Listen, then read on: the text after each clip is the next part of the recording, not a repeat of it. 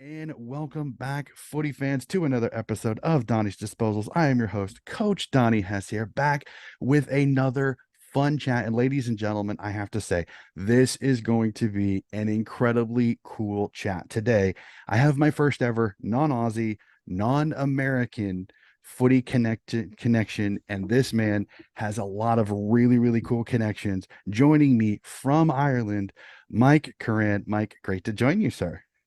Thanks so much, Donnie. Great to join you. An absolute pleasure to have a chat. Awesome, awesome, awesome. So before we get talking into your kind of journey into footy and how it's connected to the Irish heritage when it comes to that, really quickly, just a little bit about yourself outside of the sport of football. Oh, wow.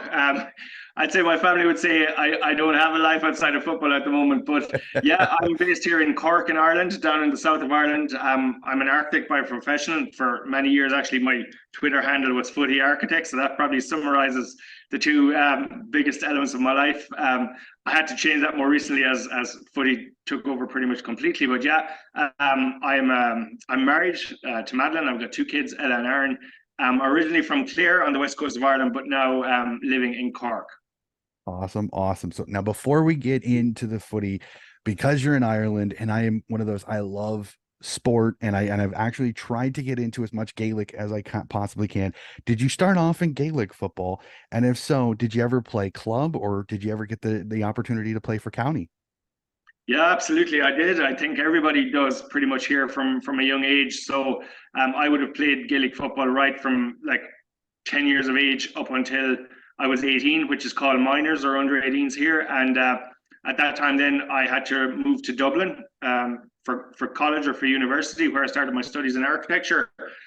So yeah, I played with my local club called Kilmehel in West Clare, which is coincidentally where Ailish Constein, who's played with the Adelaide Crows and won two premierships, is from as well. So I know her very well from back home. So yeah, I played all the way up along as a young kid from under 10s right up to under 18s, and then when I moved away to Dublin, it was a bit harder to get back home because I would have been working college jobs and stuff like that in Dublin. So I pretty much was looking for something else to do, which is where the whole footy story started. But yeah, I would have played club, and at underage level, I would have played a bit of county, but not at any level above that. But yeah, I think it's pretty much Gaelic football. It's a great sport, and hurling. They're the backbone of every community in Ireland. It's very important to let people realise that it's fully amateur and it's all community based, and every community has pretty much a shop, a pub, and a football pitch. So it's central to a lot of the activity around rural and urban Ireland for definite, and a great sport. And if you're keeping an eye on it at the moment, you'll see that the football is at the All Ireland final stage, which is the equivalent to the grand final here. So there's Mhm. big excitement ahead of that across the next couple of weeks. Fantastic. I will definitely keep an eye on that. And it's not as easy to get information, but I would definitely try to keep an eye on that for sure. So you kind of teased it a little bit. I for us people that are not Australian born, it's always funny to hear the story. So can you give me your finding footy story? Tell me how you found the sport and then how it kind of progressed from there. Yeah, finding footy story. I like that. Well, as I just touched on there, I was in college in Dublin. I wasn't playing sport with my club anymore. I was kind of looking for something else to do. I had been a fan of AFL for a lot of years, and that might sound bizarre, but here in Ireland, we had like literally a 1 hour highlight show every Saturday night on the Irish language TV channel that showed a summary, I suppose, of the highlights of the AFL round. It was on at like a crazy time, like 11 or midnight on a Saturday night. But I got hooked on this sport, absolutely loved it. I used to be running around at home with my brothers and sisters pretending we were playing AFL with a Gaelic football. And then when I was in college, an opportunity came up just to have a kick with an Aussie and another Irish guy in a park one day. And literally, I went down, had a kick, absolutely loved it. And it kind of started from there. Then, after that, we kind of started the first football club in Ireland, the Dublin Demons, who I played with, and that was around 1999. Geez, I'm starting to feel my age now. So a year later, 2000, I was actually involved in forming AFL Ireland, or RFLI as it was known as at the time. So I kind of established a formal league here in Ireland. And in 2001, I was involved in setting up the first Irish national team, the Irish Warriors, who've gone on to have huge success over the years. Was very lucky in the early years as well as being involved in kind of admin stuff and to be able to play as well. So like I played with Dublin Demons in the Irish Premiership that we created here. I was lucky to play for the Irish Warriors for 8 years actually. So got to travel a bit, playing some great competitions. We played the first international competition we played actually was in 2001 in London. It was the Atlantic Alliance Cup, and that featured USA and Canada, Ireland, Great Britain, and Denmark, and that was absolutely amazing for that first international competition that kind of combined the transatlantic teams. And then 2002 went to Melbourne for the first AFL International Cup. Again, amazing experience. Very fortunate to play in that and to win with Ireland, including playing a grand final at the MCG against Papua New Guinea, and various tournaments then across the next number of years, including getting back to an international cup in 2008. And then gradually and naturally, I suppose I just started getting into coaching a bit more. So I was involved with the national team, men's team for a while as a manager. And then coinciding with the AFLW forming in 2017, I got involved with women's footy, and I established a league here in Ireland. I was head coach of the Irish national team for 4 years from that point on. Again, we won a few tournaments, got to travel to some great locations, and it's kind of just snowballed from there, I suppose, ending up with now being fully focused on the elite side of the game and the professional side of the game, and working with the Irish professional players. So that's a kind of a shortened version of a 23-year finding footy story. Well, hey, I gotta say this, that is not a bad CV. There are people probably even in Australia that would be jealous of that CV for everything that you have done. So from an American, I thank you, sir, for everything that you have done, not only for footy in Ireland, but footy internationally, because that's fantastic. So we'll go it down a little bit. As you said, you have many years in experience in all these fun experiences. What's your favorite part about the sport specifically? Oh, I think probably what would have got me involved initially at the start would have been primarily the physicality. I guess it's a far more physical game than Gaelic football here. I know when I played when I was younger, I was always borderline and getting in trouble with the umpires or the referees. So I enjoy that physical side of it for sure. The fascination with the oval ball, I think, once you've picked up a Sharon and had a kick, you just get fascinated with it, and just watching the skill execution of the guys playing in those highlights matches that I referred to earlier. Yeah, but I just like, I guess I like that it's obviously very entertaining, fast, physical game, but it's also, you see the skills rewarded. If you take a mark, you get a free kick. If you make a good tackle and leads to a holding a ball, you get a free kick. If you score a goal, it's a 6-pointer, you get rewarded for your accuracy. So yeah, the elements of physicality combined with the kind of skill reward and just the overall game as a spectacle is absolutely fantastic. Yeah, what's not to like? Hey, you are not going to get any argument from me on that one. As an American, I say numerous times, I think Americans would love footy because of not only the physicality, but the high scoring and skill. So I will not disagree with you on that. So as you said, many years of playing and coaching and management, all that. But what position did you play? What position did you play when you did play? Oh, well, it was a bit of an adventure, I suppose. It started playing initially. I was playing as a defender, probably in the back pocket. The first couple of games I ever played, it was in the back pocket, and ended up after a couple of minutes of the game, what the hell am I doing here? But it gradually transitioned to where I played most of my own time in the forward line, sometimes full forward, even though I'm not that tall a guy. But so yeah, I like to be up front and like to kick some goals. So most of the time I would have played with my club and in the international games, either full forward or in the forward line somewhere. Yeah, so loved a bit of up front. Loved the glory position. I was yeah, a full forward. I was a full forward myself, and I've had some fun stories with a few friends of mine, especially some of the Australians, about what it's like to be a forward sometimes. So I'll tell those another time. We won't use podcast time for this. So I love this because I kept getting told by Australians, you got to pick a club. You got to pick a club. Did you ever get roped into picking an AFL club? And if so, why? And who is it? Well, what you touched on it there. Anyone I've ever met from Australia has told me don't pick Collingwood. I don't know what this is, but everyone says don't pick Collingwood. But to be honest with you, and it relates specifically to one person, and it'll make sense when I say it. Mm-hmm. Initially, when I was watching the game and stuff, it would have been Melbourne Demons, and that was because of Jim Steins. Hmm. Absolutely, he was the reason that I tuned in to watch those games. When you hear about this Irish kid that went over at 18 and started playing this foreign sport and excelled in it, and the career he had, and winning a Brownlow in 1991, playing right up until he retired in 1998. The record number of games for an Irish player, which he held up until last week, coincidentally. But even 244 consecutive games, that record is never going to be beaten. I'm fairly sure of that.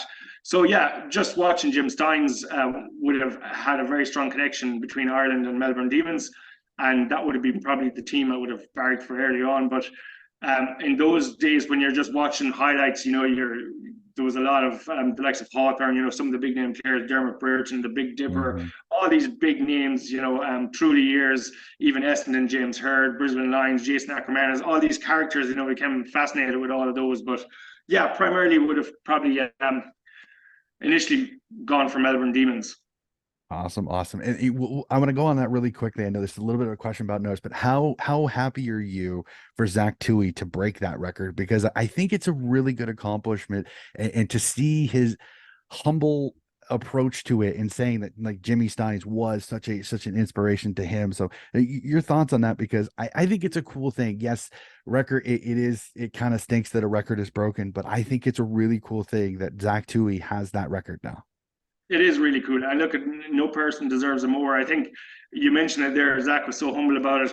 He almost was embarrassed to take the record from Jim Stein, but obviously he's thoroughly earned it. What a career he's had, going from 120 games at Carlton and moving to Geelong. And you think, is he going to play much more? And he's gone on to win a premiership last season. He had the outright record now. Absolute outstanding guy.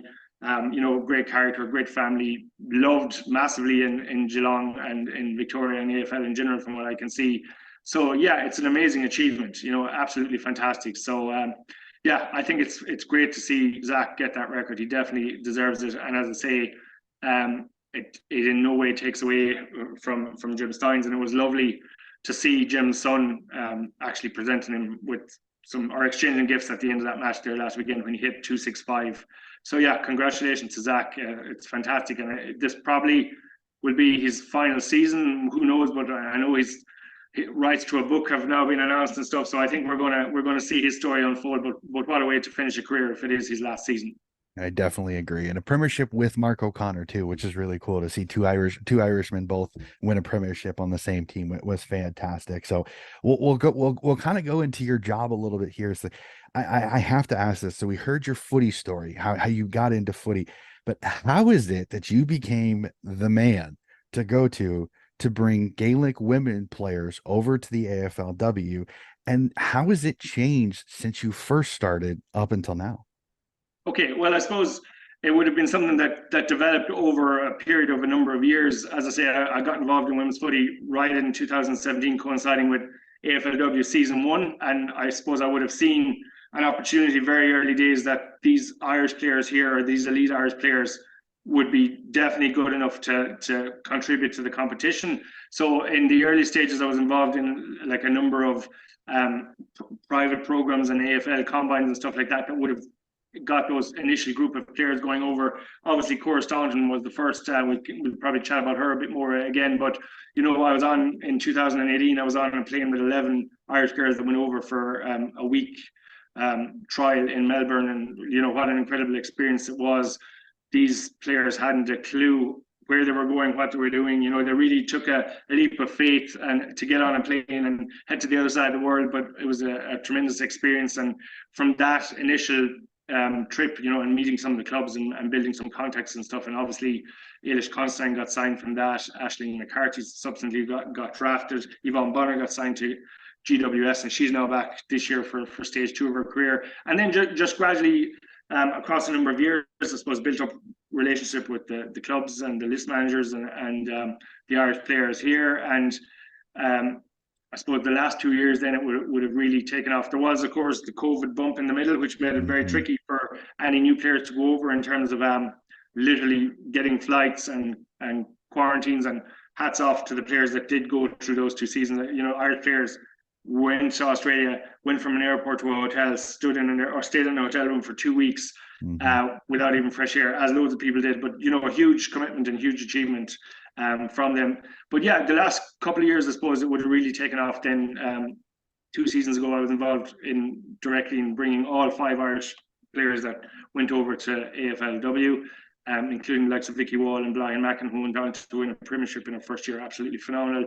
This year, there's been 14 new Irish players that have been involved directly with 11 of those. So yeah, it's kind of snowball from start to finish in terms of what's different between the start and now. Obviously, the numbers. I think we're looking at 33 Irish players for AFLW season 2023, which is absolutely crazy. We had 22 last year, which was big. 33 this year, which is phenomenal. There's more Irish players, but obviously the game has got much better. It's on an upwards trajectory in terms of the skill level, the quality, the spectacle, the supports that are there for the players, everything contracts. So it's been an amazing journey to see it from start and number 1 Irish player going over to this season now, where there will be 33 playing, and over the period of 7 years, there's been 42 Irish players in total have gone and played AFLW. So that's an amazing achievement and fantastic to see, and an absolute privilege to be involved in even only a small part. It's the girls that do all the work, but it's it's an exciting jersey, and what's more exciting is it's still got a long way to go. Yeah, and I absolutely love it, and seeing some of the names that have come over, and I'm super excited. And like I said, we'll discuss a few of the ones that are coming over for this year, including some that everybody knows I'm a Swans fan, and with 4 being on the Swans roster, ladies and gentlemen, I got to talk about that just a little bit, but we'll save that for later. So just really quickly, kind of a little bit of, can you explain kind of the process of how you do your job? Is it one of those where you're constantly out watching Gaelic games, doing a little bit of recruiting? Do the clubs contact you almost like an order saying, hey, we need a player that needs to do this, this, and this? Kind of what is your daily job when it comes to recruiting some of these players for the clubs in the AFLW? Yeah, so it's literally a combination of everything you just mentioned there. Like if you take last weekend alone, I think I did 1,200 kilometers across Friday, Saturday, and Sunday to visit 3 different quarterfinal games. So yeah, obviously I'm getting around to see a lot of matches and stuff. I'm talent IDing. I'm kind of selecting players that I feel are suitable for the game or have certain qualities that certain clubs are looking for. So yes, as part of your question there, you said do the clubs kind of tell you what they need? In certain cases they do, so they'll have a specific requirement for a tall player, a fast defender, a natural forward, whatever it is. So it's a combination of both of, I suppose I'll be doing some talent ID and presenting new players to the clubs. And in some cases, players will be coming to me and saying, we're looking for somebody like this. And I might go and find somebody like that then. But that's kind of gradually come to that scenario over a number of years. A few years ago, I was talent IDing and sending all the info out to the clubs and just kind of presenting from scratch. But I think the other thing that's happened is obviously the club now are a lot more aware of the Irish players and what they can bring and to the quality and to the instant impact they can make. And I think none more so than last season when 5 players went out and all of them almost instantly had a huge impact on their teams and the competition. So yeah, we are currently have players in 14 of the 18 clubs for this season. And I think at this stage, there's only 3 clubs that haven't had an Irish player ever. So we're working on that for 2024 for sure. Hey, I hope it happens very soon, because I think they bring a special quality to the teams that I think are sometimes a lot of fun. Some of my favorite players, Eileen Gilroy from Hawthorn. Again, I may be a Sydney Swans supporter, and she absolutely roasted us in the game this season, but I love watching her play. She's absolutely electric. So I completely agree with you on this. So let's go to the other side. How is it that you approach some of these players? Do several of them reach out to you and say, hey, if any AFLW team is interested in a player like me, we let them know? Or do you seek out the players and be like, hey, I think you'd be perfect for this situation with this club? Yeah, again, it's a combination of both. So in certain circumstances, if I can't ID someone, I'll make contact with that player. Some of the times they're not going to be interested. Not everybody is lining up to head to Australia for various reasons, be that personal reasons, be that they're studying, or be that where they are in their career, etc. So yeah, 100%. Sometimes players will say it's just not for me, and that's absolutely fine. But in other cases, the players will be delighted to be approached and will automatically and instantly want to find out more about it, and like we're able to get them up to speed on what's involved. And And because we're so familiar with the process at this stage of so many players have gone over, we're able to answer most questions very quickly. And there is then a scenario because of the popularity and because of, I suppose, the visibility of the art players that have gone over, that players will contact me directly and say, well, what do I need to do to have a look at this, or how can I get seen? So yeah, it'll be a combination of both. Awesome, awesome. And then I know I saw a few pictures on on the AFLW Ireland page, but how much do you have a chance to sit down and work with their skills? Because I know the Gaelic footy and the Sharon are completely different, with they have different characteristics. So do you get a shot to maybe sit down and have a few skill sessions with them before they do come over to Australia? 100%. That's probably one of the integral parts of what we do, and I suppose that's the other side of what I do, as kind of talent ID.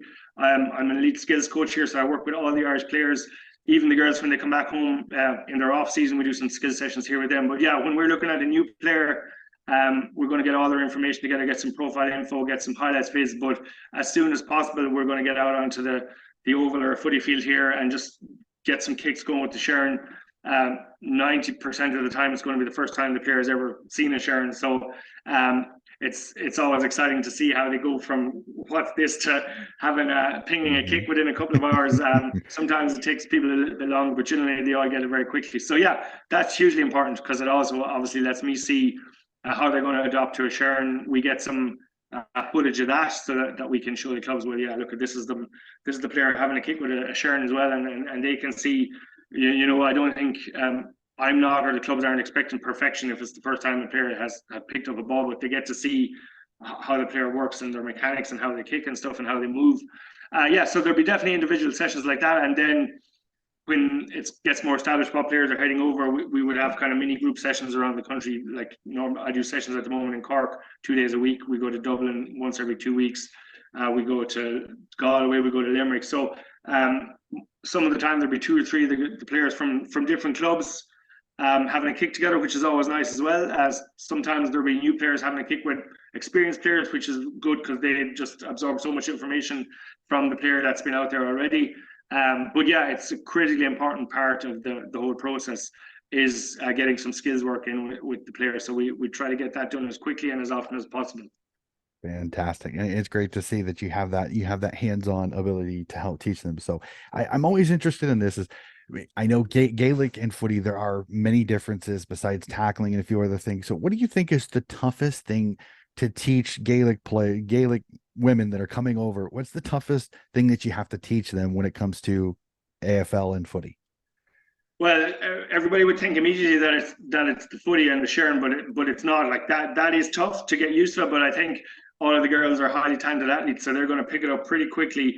The toughest thing to teach, but the bit that we can't probably teach too much until they get over there, is the tackle. Like this is the hardest bit to get used to.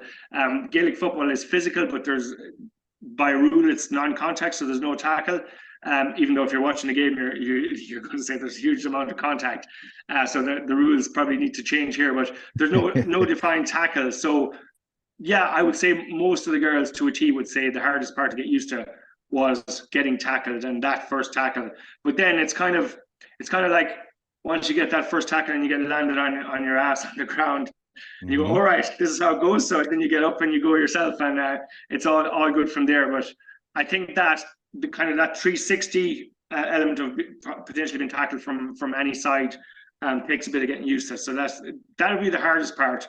And just combining that then with just game sense, learning the structures, which would be slightly different to Gaelic football. There would be a lot more structures, set plays, positions and stuff. So, and sometimes just basically the lingo, like the boundary, the interchange.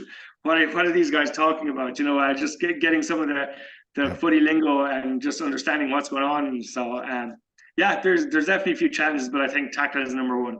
Yeah, fat side corridor, hot spot. Yes, exactly. Yep. Yeah. All it's the little stuff that even as I coach I one of the coaches for our team up here, and I hear it so much that I use it sometimes, and you get those facial expressions almost like a dog hearing a new noise that kind of tilt their head because they have no idea what Yeah. you're talking about. So it's not a problem. So at least I know that it is an international thing. It's not just my guys. So for me, one of those is that your job is so cool. I think it would be so much fun to do. But what do you think is the easiest part about doing the recruiting currently? Oh wow, easiest part of the job. I'd probably say that's just being passionate about advocating for these amazing Irish athletes. You know, it's they're so talented, they're so amazing, their attitudes are so good, their commitment is so good that it's easy to go out there and be passionate about advocating for them for to clubs. And you know, I know if we get contact with a club and we set up an intro meeting, that the players are going to be amazing. The clubs are going to love them as people, even before they kick a football. You know, they're all amazing girls and stuff. So yeah, I think that's probably the easiest part is just being able to advocate for these players and know that they're going to follow through and do a great job. Awesome, awesome. And then the opposite. And what's the hardest part about the job? Well, that's easy. Time zone. Trying to do all your day's work and meetings and Zoom calls, starting at midnight and running till 2 or 3 a.m. And trying to realize that everybody else in the house is asleep. So 6 or 7 years in, that never gets easier. And trying to figure out what state am I talking to, what's their time zone, what's the correct time to set the meeting on Zoom. So yeah, that's the tough part that never gets easy. Just time difference. Well, I know the drama. I was, I As was a going to say, you know podcaster what? that does a lot of interviews with people in Australia, I have it on my phone with all of Perth, Brisbane, because occasionally with Brisbane daylight savings time gets off by an hour. Sydney and Melbourne are all the same, and Adelaide's that half an hour and it's like I have them in my phone. So if I've ever discussed an interview with somebody, I go, okay, where are they at in Australia? Okay, find the time zone. Yeah. So I've gotten pretty good at it, but it still sometimes can be fun when the only time they're available is in the evening, which is like 5 a.m. my time. So it's like set the alarm and all that. So which is always fun. So I completely feel you on that one. So I cannot wait to ask this question because we'll go to this year. We are less than 50 days away from the AFL season starting.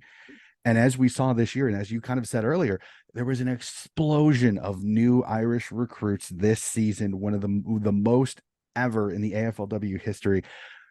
I'm pretty sure of this because I think I heard this in another podcast with you. This was had to have been the craziest recruiting year because you had to have been running like a chicken with your head cut off. Yeah, it was mental. There's no denying it. And because last season we had 2 seasons in 1 year, last year was already crazy, and couple trying to do recruiting and set up meetings and get players signed up with contracts and stuff in the middle of all that. Yeah, it was pretty full on. And then everything happening last minute. You stuff like priority signing periods getting thrown into the mix.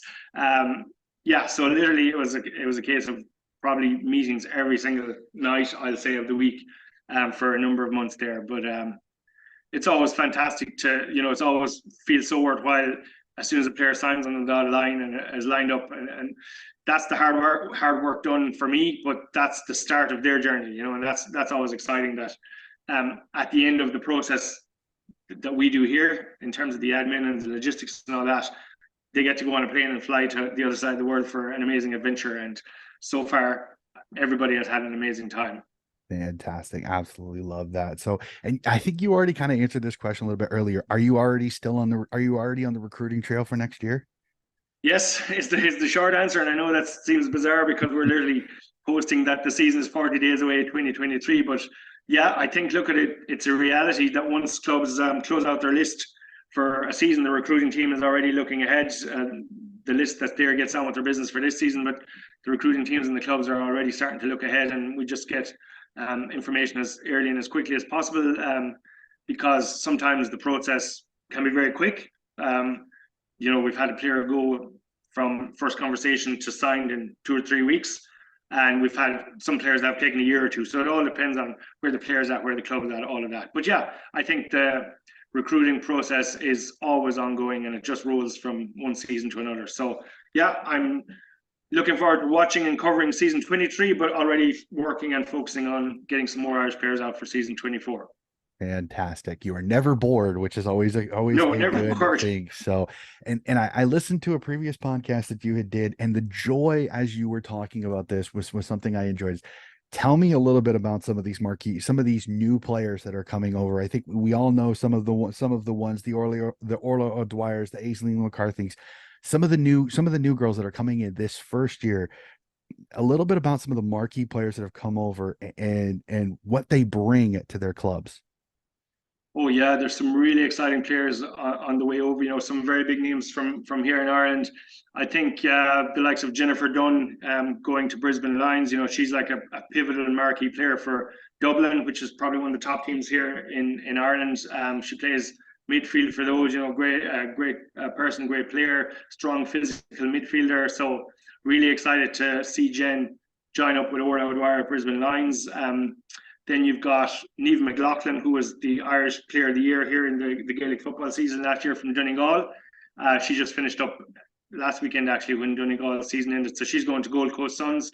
That's going to be hugely exciting. You know, this girl is super fast, plays in the midfield. So I can't wait to see her, you know, highly evasive. I can't wait to see her in the middle of the action and zipping around the place. It's going to be hard to get hands on her, I think. Then we've got some really talented forwards going out. So we've got Amy Mackin going to Melbourne Demons, obviously a sister of Blind. So that's a really exciting story that she's hooking up with her sister at Melbourne Demons. But again, Player of the Year 2 years ago, fantastic player, really natural forward from Armagh. So that's going to make the Demons even stronger, which is probably a scary prospect for a lot of teams. You've got Aisling Maloney going from Tipperary to Geelong. Again, Geelong is going from one Irish player to three Irish players. So she's again a brilliant forward, a tall forward. So I see her playing like as a key position forward, maybe half centre forward, full forward, something like that.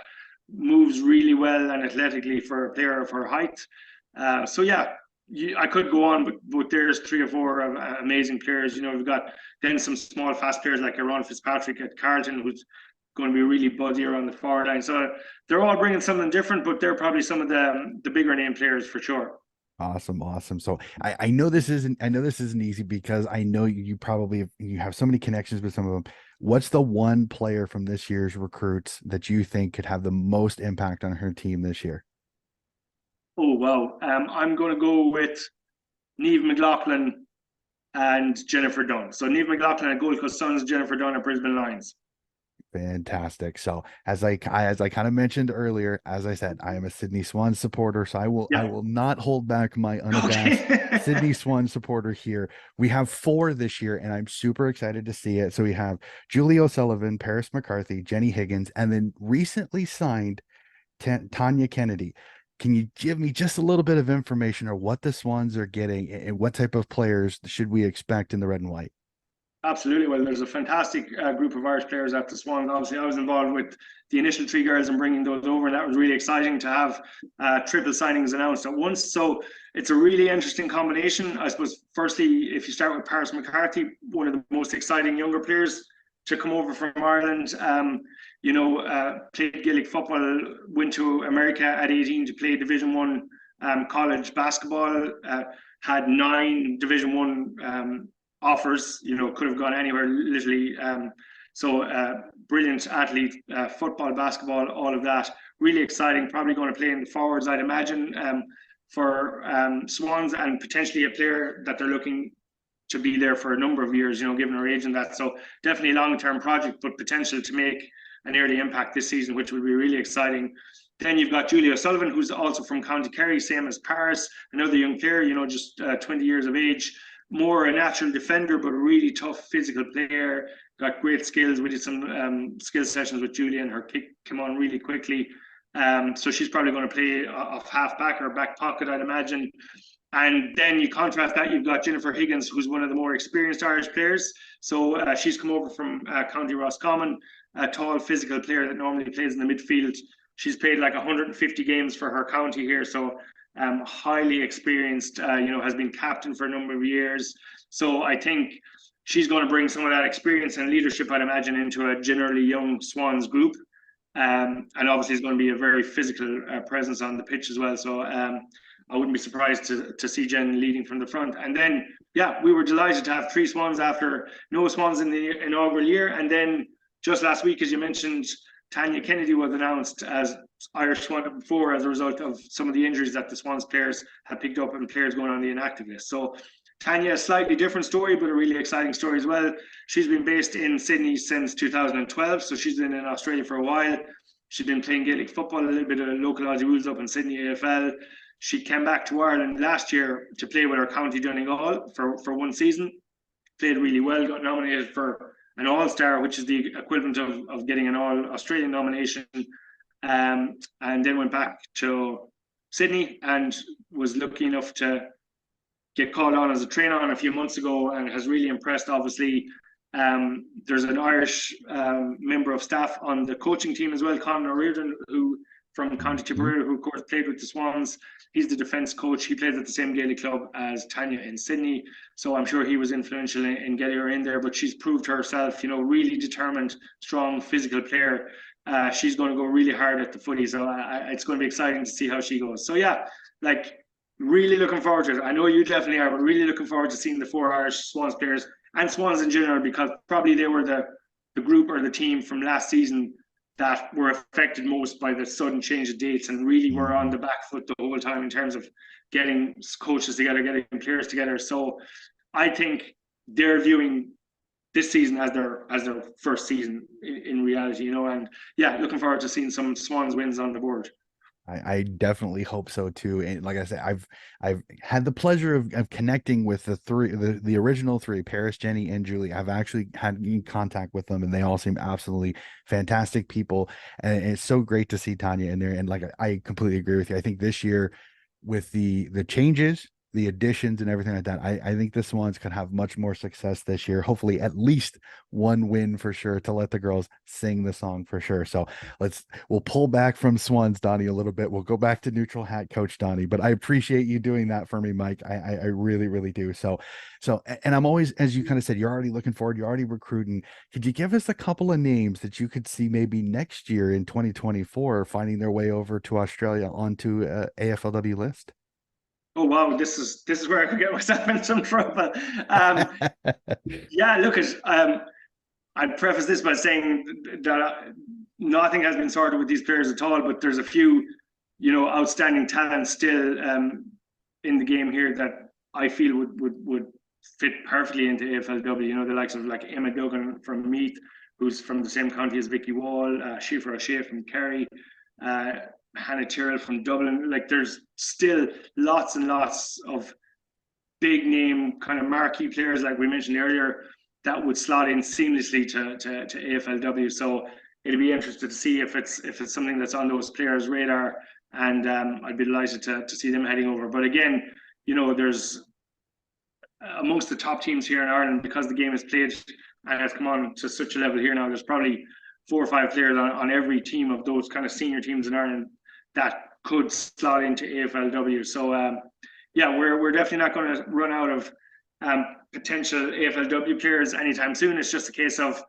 how many more the AFLW clubs want to bring over. And obviously, on an ongoing basis, we're aware that the talent pool in Australia is lifting all the time, and that younger talent coming through the development programs and the academies is absolutely fantastic. But hopefully, there's always going to be a few spots for those top level marquee Irish players to get over there across the next few years. Yeah, I completely agree with you. I think that there'll always be a few spots for some of those players, because sometimes the Irish have that one skill set that I think would fit really, really well in certain positions. So completely agree with you on that. So it's fun, fantastic chat. And so I want to go to this really quickly. Are you keeping an eye on the men's season so far? Because it's been quite interesting. And if so, kind of your thoughts, because 2 teams at the top and then quite the quagmire from 5 to 14. Yeah, no, where I can at all, I'm keeping an eye on the men's comp. Of course, again, largely focused on the Irish interest over there. So we're probably following the likes of Geelong very closely here with Zach and Mark. And obviously there's a huge new talent gone over there called Oisin Mullen as well, who's potential to be a superstar. He's you've probably seen Meddy's debut after 3 or 4 VFL games, absolutely flying it. So yeah, we're keeping an eye on it. I think from our side, we'd like to see GWS make a push for that top 8, just because there's a couple of Irish guys there as well, and Callum Brown is having a stormer season. It's kind of Mm-hmm. his breakout season. He's kicking a goal every other round at this stage. Yeah, so it's going to be interesting who ends up. Those top couple of places seem to be nailed down, but there's a lot of movement to happen across the next few rounds and the final rounds of the season before finals for definite. Definitely, for sure. So I want to have a little fun, Mike. Before we go, I do have a couple of Gaelic questions to end this episode, because as much as I love my footy, like I said, I do appreciate Gaelic football. So I want to ask you some fun ones. I want a one-word describer. I'm gonna name off some of the best Irish players that have come through the AFLW, whether you've had connection with or not. I just want to hear your one word to describe them. So we'll get started. Brid Stack. Oh, wow. Okay. Courage. All right. Anya Tig. Anya Ty. Determination. Eileen Gilroy. Lunatic. Oh my Okay. God, I might regret this. I'm going to pause this. Please explain. Oh, just her personality, I suppose absolute character off the field, a huge leader and driving force on it, and lifts all the standards around her. But a real, a gas woman, as they say here in Ireland. Great personality, great girl, and absolutely, I'd say the centre of all the antics at any club she's at. So they're very lucky to have her at Hawthorn at the moment. Definitely agree. Okay, so we'll go back to Rachel Kearns. Richard Kearns. Oh, from our first games, I would have said wrecking ball, just a tackling machine, wrecking ball. All right, Aisling McCarthy. Ashling McCarthy. Oh, something similar, a pinball, the way she just bounces around all those center contests and just goes from one contest to the other. All right, Sarah Rowe. Zero, cheeky. Cheeky. And last but not least, the legend, Cora Staunton. Oh, easy. The GOAT. Good one to finish on. Just an absolutely incredible career and what she's achieved. And there's no doubt about it, to become such a success in a second sport, to leave Ireland at 35 after playing for 22 years or something like that, and being the most accomplished Irish player of all time, to go on a crazy adventure, she would say herself, to the Giants and become their best player and one of the best forwards in the competition over a number of seasons, and to get those 50 goals in 50 games. Yeah, GOAT. Easy. Yeah. She will be missed for sure. I always loved watching her, because she was so unique, but she was so talented and so skilled. And again, I'm not even gonna go anything more than that. She was just so much fun to watch. So she will be missed for sure. So I had to leave her for last, because you got to leave somebody with that legendary status, both in AFLW and in Gaelic football, a little bit of breathing room. So we'll jump to this. As I kind of said, I enjoy sport, and I one of those things that I've told many people, I want to get to Australia. I haven't been, but I have never been to Ireland as well. So I want to get over there, see some Gaelic football, see games. But could you tell me, where's the best place to see a game of Gaelic football? Oh, look at, like, there's obviously Crow Park is I suppose the home of Gaelic footy. It's our main stadium. It's where all the finals will be. That's in Dublin. Hard to beat it on an All Ireland final day, which is actually coming up next weekend, I think. But you go to any county, and any of those kind of, there's a major ground in every county, I suppose, similar to the way there is in every city in Oz and in the US. Some great stadiums here in Cork. We've got Park Equive, and in Tipperary we've got Semple Stadium, the Gaelic grounds in Limerick. There's so many. Any of these stadiums cram packed full of fans from both sides mixing together. Any game you go to see is good. Finals time is exceptional.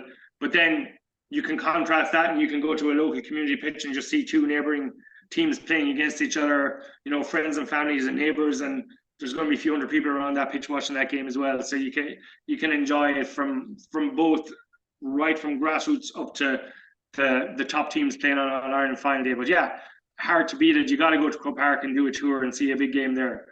Definitely, for sure. I know that is always the mecca when it comes to Cork Park. So, and then I found this funny that women's sports is starting to kind of see a resurgence. Fans are starting to come. So could you explain to me, is Gaelic women's football becoming more and more popular? Is it growing, or is it still a little behind the men's?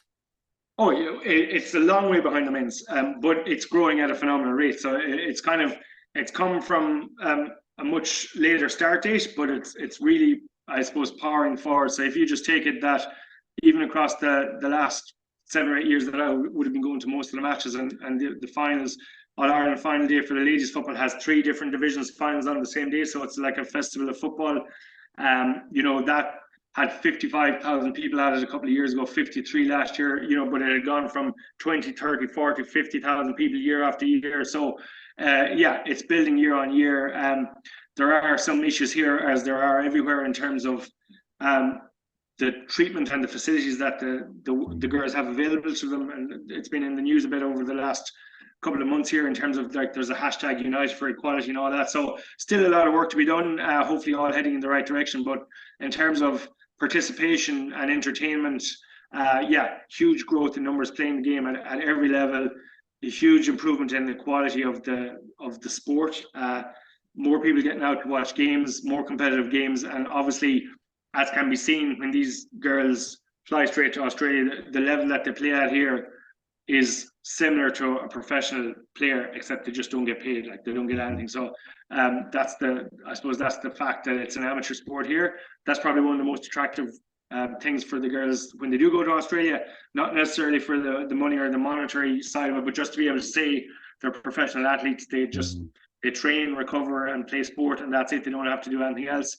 They would all say that's the big appeal for them. But yeah, as a sport, it's coming like a steam train, a bit like AFLW and women's sports in general. We see the same buzz around the Women's World Cup at the minute.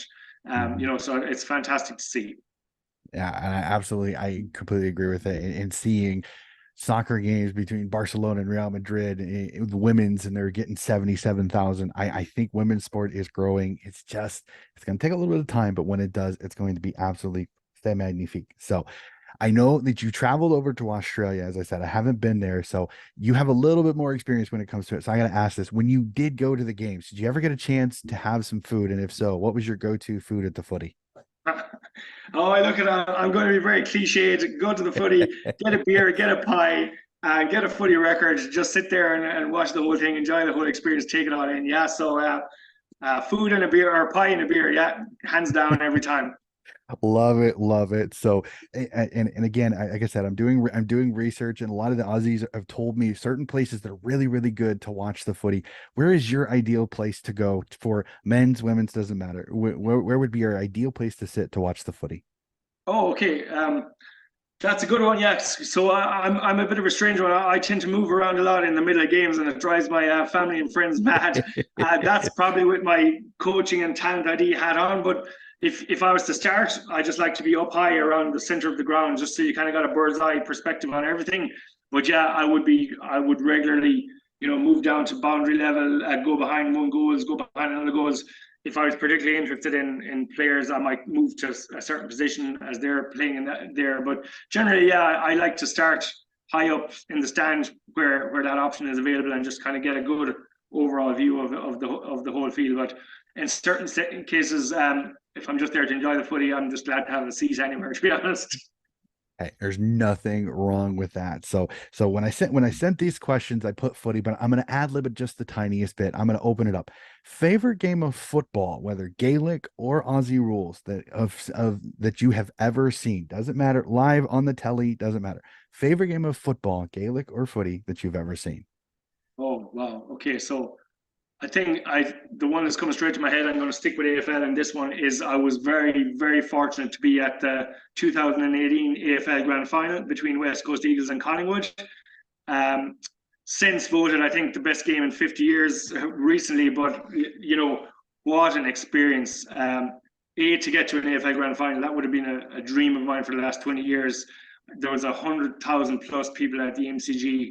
Absolutely electric atmosphere. I know I was there the minute they opened the gates. So I was first into my seat, got my pie and pint and record, soaked up every second of it. But just I suppose the quality of the game itself, for the game to take the path that it did, and Collingwood to fire ahead, and then West Coast to come back in. And you mentioned where I sit at games. In that particular game, I was up on the third level, directly behind the goals for Dom Sheed's winning goal. It literally sailed straight towards me, and like, just the place erupted. Absolutely fantastic. So that'd definitely be number one. You know, I just couldn't leave there. I had a couple of mates that were at the game that wanted to catch up because I hadn't been to Melbourne in a few years, and they're like, "Come on, we're heading into the city or whatever." And I'm like, "Guys, I'm really sorry.